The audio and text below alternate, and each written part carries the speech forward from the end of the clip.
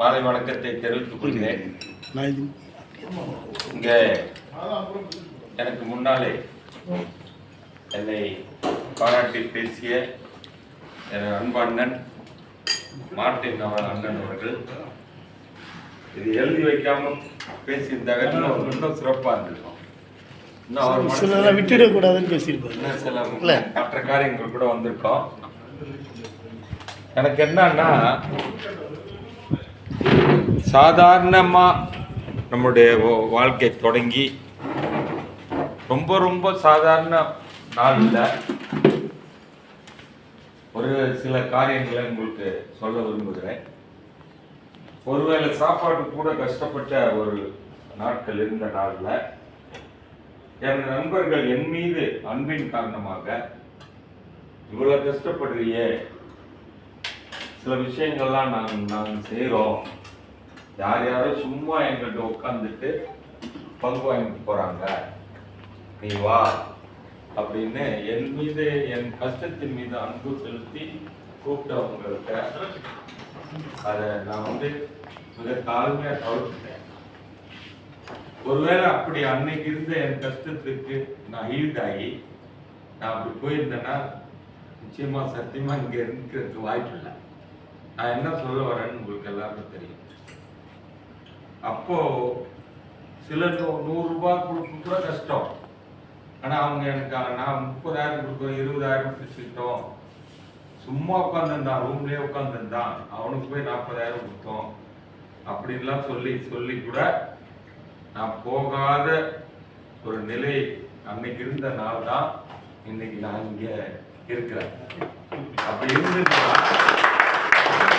ஒரே ஒரு வழக்கு மட்டும் என் மேல பதியப்பட்டிருந்தால் நான் வேலைக்கு போயிருக்க போறதில்லை.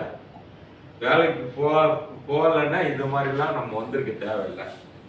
முதல் முறையா 33 வருஷம் ஆச்சு நான் வேலைக்கு போய். அதுல 6 வருடம் மட்டும்தான் நான் அலுவலக வேலை செய்தேன். 27 வருஷமா இந்த பொது இருக்கேன். வெறும் நான் தொழிற்சங்க தலைவரா நான் வேலை செய்யாம இல்லை. ஸ்டார்டிங்ல இருந்தே முத அண்ணன்லாம் வந்திருக்காங்க. பிஎஃப் ட்ரஸ்ட், அகில இந்திய பிஎஃப் 17,500 எம்ப்ளாயிஸோட 3,000 கோடி ட்ரஸ்ட்டுக்கு ஃபர்ஸ்ட் 27 வருஷத்துக்கு முன்னாடியே நம்ம இந்தியாவில் 4 ட்ரஸ்டியில் ஒரு ட்ரஸ்டி ஆனேன். அதான் தொடங்கினாங்க. அப்பயே சொன்னார், உங்களுக்கு இந்தியா ஃபுல்லாக அலுவலகங்களில் வாக்கெடுப்பு நடந்து அதில் ஜெயிச்சு அது 4 வாட்டி இருந்தேன், 12 வருஷம். அதுக்கப்புறம் இப்போ சொசைட்டியில் 10 வருஷம் வைஸ் பிரசிடெண்டாக இருந்தேன். அதுக்கப்புறம் 5 வருஷம் பிரசிடெண்டாக இருந்தேன். 10, 5, 15, அந்த 12, 27 வருஷமா நான் தொழிற்சங்கத்திலையும் இதாக இருக்கேன், பொறுப்பில் இருக்கேன். இந்த இதுலேயும் இருக்கிறதுனால தான் நான் வேலை செய்யலை. வேலை செய்யாததுக்கு என்ன காரணம்னா, அந்த வேலையோட நான் 3 மடங்கு வேலை செய்யறேன் அப்படின்ற ஒரு மனசாட்சிக்கு விரோதம் இல்லாமல் இருக்கிறதுனால தான் நான் அந்த அலுவலக வேலையை செய்யாமல் இந்த வேலையை செய்துக்கிட்டு இருக்கேன். அதுலேயும் சாதாரணமான எண்ணெய் இந்த அளவுக்கு உயர்த்தினக்கு அண்ணன் சொன்ன மாதிரி முதல்ல இறைவன் காரணம், அதுக்கப்புறம் அப்பா அம்மா காரணம், அதுக்கப்புறம் என் மனைவி காரணம், அதுக்கப்புறம் நண்பர்கள் காரணம், அதுக்கப்புறம் அலுவலக நண்பர்களும் எல்லாரும் காரணம்.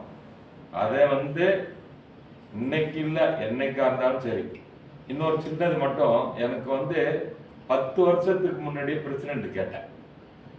அப்போ எனக்கு பிரசிடென்ட் கிடைக்கல. அதை என்னை சமாதானப்படுத்தணும்னு வைஸ் பிரசிடென்ட் கொடுத்தாங்க. அதுக்கு ஒருவேளை நான் அப்பயே பிரசிடென்ட் ஆயிருந்தேன்னா நான் இப்போ பிரசிடென்டா இருக்க முடியாது. ஏன்னா 2 டேர்ம்ஸ் தான் இருக்க முடியும் பிரசிடென்டா.